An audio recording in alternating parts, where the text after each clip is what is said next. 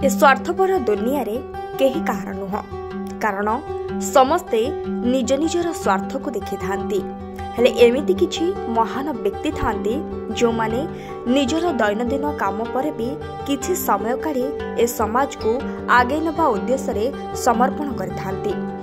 पिता भगवान महतो और माँ सारिया देवी को सुपुत्र हेउछंती कुना महतो। से 1969 रे जन्मग्रहण करथिले। 1995 मसीहारे ब्रह्मपुर विश्वविद्यालय रे बीडी सारिबा परे निजर कर्ममय जीवन सहित समाज सेवा को व्रत करथिले। 1995 रे श्री लोकनाथ देव मानसिंह विद्यालय प्रतिष्ठा होइथिला। पिलाटी दिनरू राजनीति माध्यम रे समाज सेवा करबा को इच्छा थिबा बेले समय स्रोतरे से परिवर्तित होई उक्त विद्यालय रे निजर शिक्षकता जीवन आरंभ करथिले। विद्यालयर प्रधान शिक्षक भावरे सही दिन ठारू रही आसुछंती।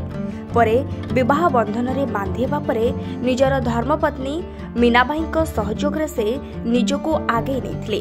निज ग्राम रे 15 वर्ष धरी दंडनाच रे युवनाट्य संगठक भावरे चकड़ीपुर ग्राम रे दंडनृत्य परिचालन करबा सहित समाज सेवा क्षेत्र रे वृक्षरोपण, स्वच्छता, असहायक सहयोग, शिक्षार्थी को संवर्धन सहित सारिया भगवान महतो मेमोरियल ट्रस्ट रो साधारण संपादक रहिथिले। एथिसह ओडिशा माध्यमिक स्कूल शिक्षक संघ रे चिलिका ब्लॉक रो संपादक रहितबा बेले बालिकांक शिक्षा रे अग्रगति किपरि हेबो ए सबु प्रति से ध्यान देउथिले।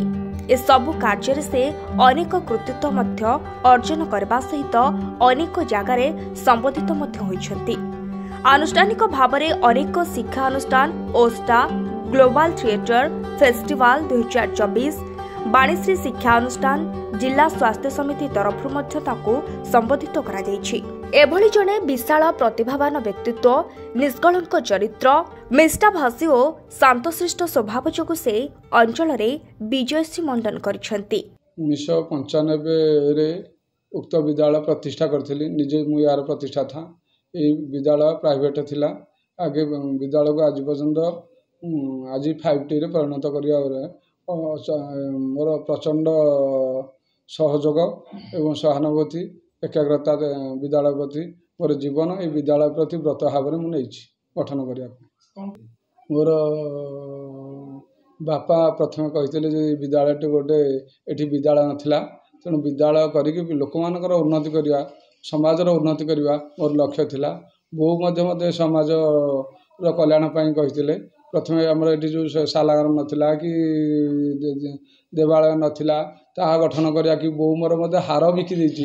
ए जो से हार नाला जो कौन धानुआ माली देते बापा आमर बहुत समाज प्रेमी बिलवाड़ी काम करती से मत सब गरीब लोक सेवा आउ स्वास्थ्यर सेवा से मत प्रथम पिलादिन ही मोर चाकरी करने पूर्व समाज में व्रत हाँपाई कहती। धर्मपत्नी तो मोर बहुत भल विभिन्न समाज कल्याण मुझे सारिया भगवान महतो मेमोरियल ट्रस्ट बापा ना करूँ।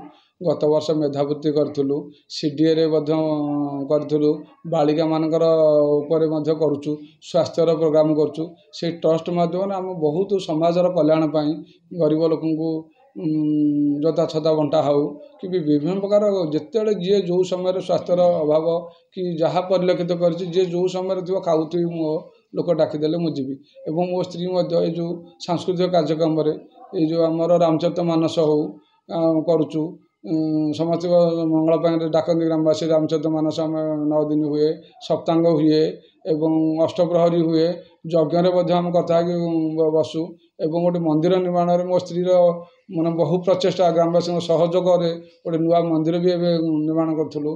विभिन्न प्रकार मुझे भी बिलवाड़ी काम करदिए मत 24 घंटा मुझे खटियापाई प्रस्तुति हुए एवं मो पुओ भी मत सोशल वर्क करुच्ची। तेणु बहुत आम समाज किंतु लोक मान परोपकार पुण्यमय व्रत आम भाविचु। पर उपकार आम सर्वदा विद्यालय हो और मंदिर हो और देवता हो और स्वास्थ्य हो जो और अन्य जो काम हो जी जो गरीब निष्पेषित लोक डाक जे जो गछ लगे हो गछ वृक्षरोपण हो चिलिका पर मोर बहुत प्रोग्राम करुँ सारिया भगवान ट्रस्ट तरफ चिलिका निआ लिभार मत जो समय डाक मुझे चिलिका निआ लिभा फोन कर କରୁଛି। ବିଦ୍ୟୁତ କଟିଗଲେ ବି ଲୋକଙ୍କ ପାଖରେ ପହଞ୍ଚୁଛି। କେଉଁଠି କ'ଣ ମୁଁ ବି ବହୁ ପ୍ରକାର RSS ପିଲାଦିନୁ ତାର ବି ସଂଗଠନ କରିକି ତାର ବି ସେବା କରିଛି। ବହୁ ପ୍ରକାରରେ ମୁଁ ଜଡ଼ିତ ଥିଲି ସୋସିଆଲ ୱାର୍କ। ମୋର ହେଉଛି ବ୍ରତ ହେଉଛି ସୋସିଆଲ ୱାର୍କ ଏବଂ ମୋର ବୃତ୍ତି ହେଉଛି ଶିକ୍ଷକ। ମୁଁ ତ ଚିଲିକା ବ୍ଲକ ଓସ୍ତାର ସେକ୍ରେଟାରୀ ଅଛି ମାଧ୍ୟମିକ ଶିକ୍ଷା ପରିଷଦ ଓସ୍ତାର। ଆଉ ମୁଁ ମଧ୍ୟ ଆମର ଗୋଟେ ଥିଲା ଯେଉଁ ଦଣ୍ଡ ନୃତ୍ୟର 20 ବର୍ଷ ନିରବଚ୍ଛିନ୍ନ ଭାବରେ ଗ୍ରାମବାସୀଙ୍କ ତରଫରୁ ମଧ୍ୟ ଦାୟିତ୍ୱ ଦେଇଥିଲେ, ମୁଁ ତାହାକୁ ନିଭେଇଛି। ଯଜ୍ଞ ପରିଚାଳନାର ମଧ୍ୟ ଦାୟିତ୍ୱ ଦେଇଥିଲେ। ମୁଁ ସାଂସ୍କୃତିକ କାର୍ଯ୍ୟକ୍ରମରେ NCERT ଦିଲ୍ଲୀକି ମନୋନୀତ ହୋଇକି ଓଡ଼ିଶା ତରଫରୁ ଯାଇକି ସେଠି ମଧ୍ୟ କାର୍ଯ୍ୟକ୍ରମ ଚିଲିକା ଉପରେ କରିଛି। ଏବଂ ମୁଁ କଳା ସାଧକ ଆୱାର୍ଡ଼ ପାଇଛି, ଇଣ୍ଟରନ୍ୟାସନାଲ୍ ଆୱାର୍ଡ଼ ଗୋଟେ ପାଇଛି, କଟକ କଳା ବିକାଶ କେନ୍ଦ୍ରରୁ ପାଇଛି କଳା ସାଧକ। ମୋ ଲେଖାଲେଖି ଏବଂ କଳା ନାଟକ ଛୋଟ ଲେଖିବା ବିଭିନ୍ନ ପ୍ରକାର ଉପରେ ମୋର ହେଉଛି ଏଇଟା ରୁଚି। ଏବଂ ମୁଁ ଲେଖେ କିଛି ପାଇବା ଆଶାରେ ନୁହଁ, ମୋର କେମିତି ଲୋକ ଯାହା ହିତୋପଦେଶ ବା ସମାଜ କଲ୍ୟାଣରେ ଯେଉଁ ଜିନିଷ ହେଇପାରିବ ତାହାକୁ ମୁଁ ପ୍ରଚଣ୍ଡ ଭାବରେ ଅଗାଧ ଭାବରେ କରେ। ଖୋର୍ଦ୍ଧା ଚିଲିକାରୁ ସଂଗ୍ରାମ ରଣାଙ୍କ ରିପୋର୍ଟ, ନୀଳାଦ୍ରିଶ ମିଡ଼ିଆ ଲାଇଭ୍।